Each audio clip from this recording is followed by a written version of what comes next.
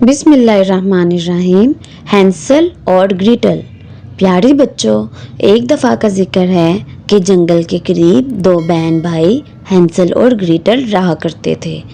جب وہ بہت چھوٹے تھے تو ان کی ماں بیماری کی وجہ سے وفات پا گئی۔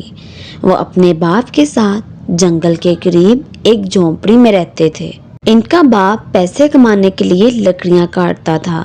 لکڑہارا لکڑیاں کاٹنے کے ساتھ ساتھ اپنے بچوں کی دیکھ بھال کرنے کی بھی کوشش کرتا تھا۔ ایسے ہی کچھ سال گزر گئے۔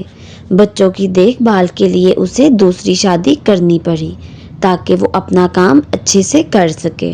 بچوں کی نئی ماں بہت امیر خاندان سے تھی۔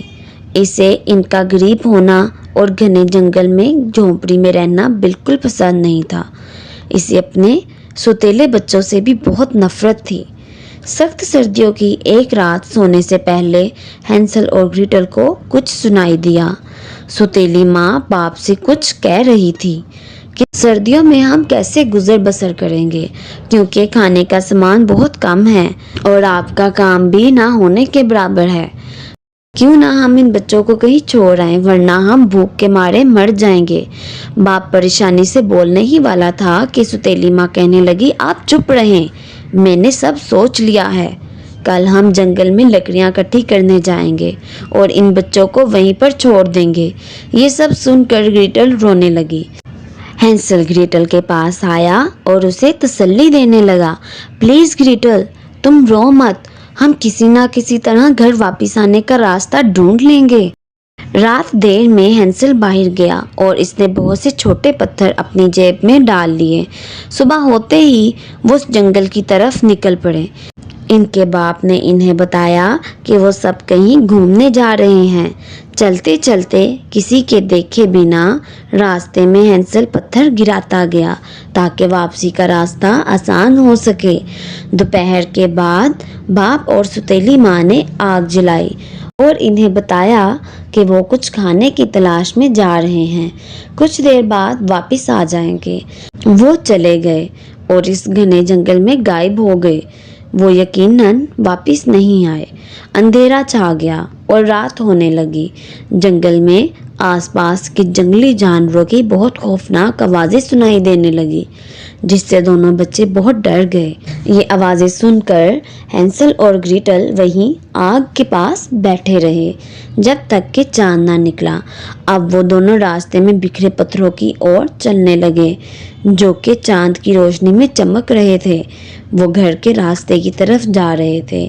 گریٹل بولی، ہینسل، تم نے یہ بہت اچھا کیا، تم کتنے سمجھدار ہو۔ جب دونوں بچے گھر کو پہنچ گئے تو باپ انہیں دیکھ کر بہت خوش ہوا اور چونک بھی گیا۔ سوتیلی ماں دروازے پر کھڑی مسکرا رہی تھی، مگر وہ اندر سے بہت غصہ تھی۔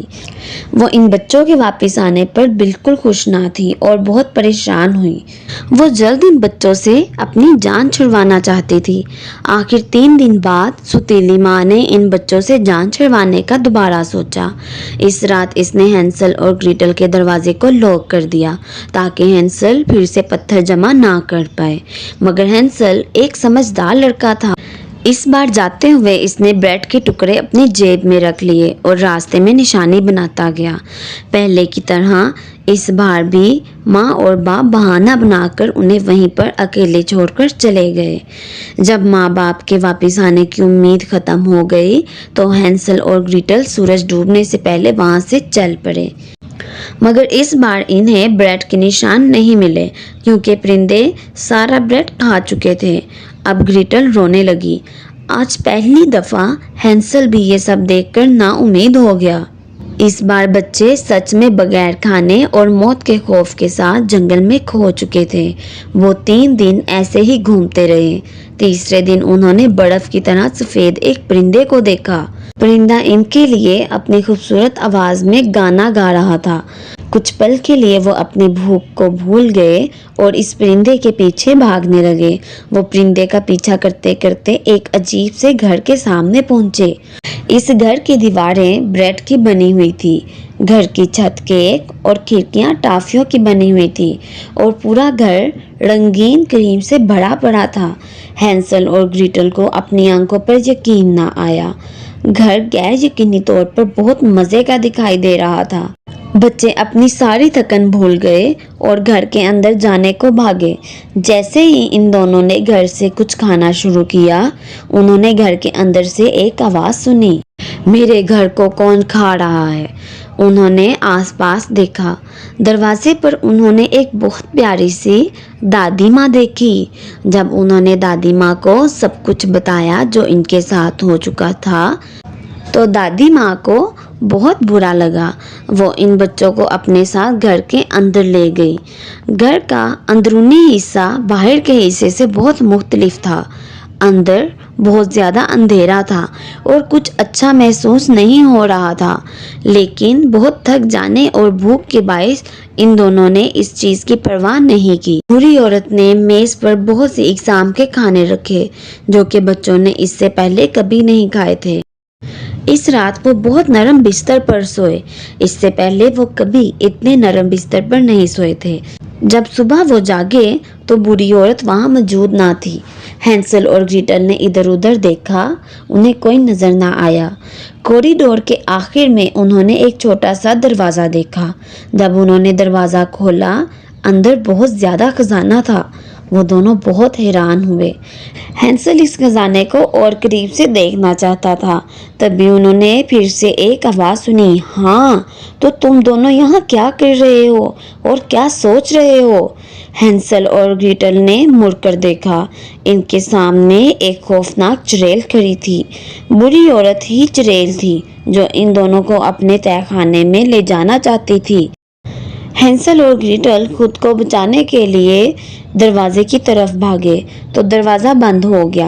چڑیل نے ہینسل کو بالوں سے پکڑ کر کھینچا اور اسے ایک پنجرے میں بند کر دیا۔ چڑیل بہت بوڑھی تھی اور اس سے گھر کے کام کاج نہیں ہو پاتے تھے، اس لیے اس نے گریٹل کو کچن کے کام میں لگا دیا۔ چڑیل بولی، تمہارے بھائی کو تو میں بھون کے کھا جاؤں گی، وہ بہت دبلا پتلا ہے، اس کے لیے مجھے اس کو کچھ کھلانا پڑے گا تاکہ وہ صحت مند ہو جائے۔ جب وہ صحت مند اور موٹا ہو جائے گا تو میرے لیے مزیدار کھانا ہوگا، لیکن تمہیں کھانے کو کچھ بھی نہیں دیا جائے گا، سب کچھ ہینسل کو ہی دیا جائے گا، یاد رہے، تاکہ وہ جلد موٹا ہو جائے۔ گریٹل اپنے بھائی کے لیے بہت پریشان ہوئی، ایسا ہی کرتی جیسا کہ چڑیل اسے کہتی۔ خوش قسمتی سے ہینسل ایک سمجھدار اور چالاک لڑکا تھا۔ اس نے چڑیل کو سبق سکھانے کے لیے ایک ترکیب سوچی۔ ہر رات جب چڑیل سو جاتی، وہ پنجرے میں زمین کے اندر ایک سوراخ کھودتا۔ ہر صبح چڑیل ہینسل کو دیکھنے کے لیے آتی کہ وہ موٹا ہو گیا ہے کہ نہیں۔ ہینسل جانتا تھا کہ بوڑھی چڑیل کو کم دکھائی دیتا ہے، اس لیے اس کی بہن جو کچھ اس کے لیے بناتی وہ اسے کھانے کے بجائے سوراخ میں ڈال۔ چڑیل گریٹل سے اور کھانا بنوانے لگی اور غصے میں کہنے لگی، اب چاہے ہینسل موٹا ہو یا دبلا، میں اسے کھا جاؤں گی۔ جاؤ لڑکی، اوون میں جا کر دیکھو آگ بھڑک رہی ہے یا نہیں، میں بہت بھوکی ہوں۔ گریٹل بہت ڈری ہوئی تھی، لیکن وہ اپنے بھائی کی طرح سمجھدار تھی۔ وہ سمجھ گئی کہ چڑیل اسے اوون میں دھکا دینے والی ہے۔ گریٹل بولی، مجھ سے آگ نہیں دیکھی جا رہی، لگتا ہے ابھی بھی بہت کم ہے۔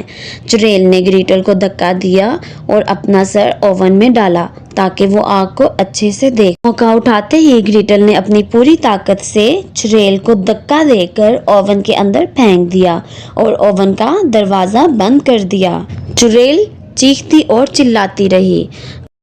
گریٹل جانتی تھی کہ چڑیل نے چابی کہاں رکھی ہے۔ گریٹل نے دراز سے چابی نکالی اور اپنے بھائی کو بچانے کے لیے بھاگی۔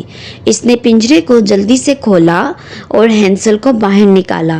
اوون میں سے آگ بہت بھڑک اٹھی تھی اور پورے گھر کو اپنی لپیٹ میں لے رہی تھی۔ جلتے ہوئے گھر سے ہینسل اور گریٹل باہر کو بھاگنے لگے۔ بھاگتے بھاگتے وہ جنگل پہنچے، لیکن وہ نہیں جانتے تھے کہ انہیں کہاں جانا ہے۔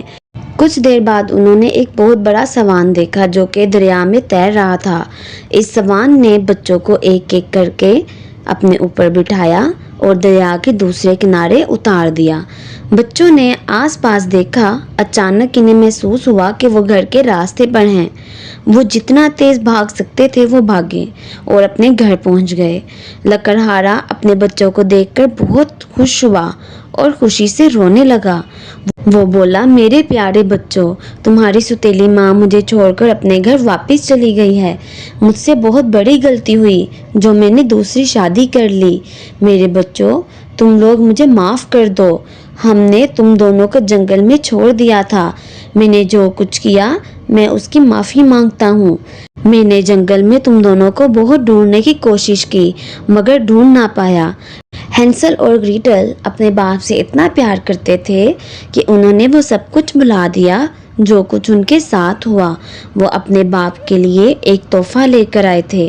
دونوں بچوں نے اپنی جیبوں سے بہت سے ہیرے جواہرات نکال کر اپنے باپ کو دیے جو کہ انہیں چڑیل کے گھر سے ملے تھے، اور اپنے باپ کو سب کچھ بتایا جو ان کے ساتھ ہوا۔ لکڑہارا یہ سب کچھ دیکھ کر چونک گیا۔ ہینسل بولا، اب ہم غریب نہیں رہیں گے، آپ ہی رکھ لیجئے، اور ہمیں غربت کی وجہ سے خود سے کبھی دور مت کرنا۔ اب دونوں بچے اور باپ خوشی خوشی رہنے لگے۔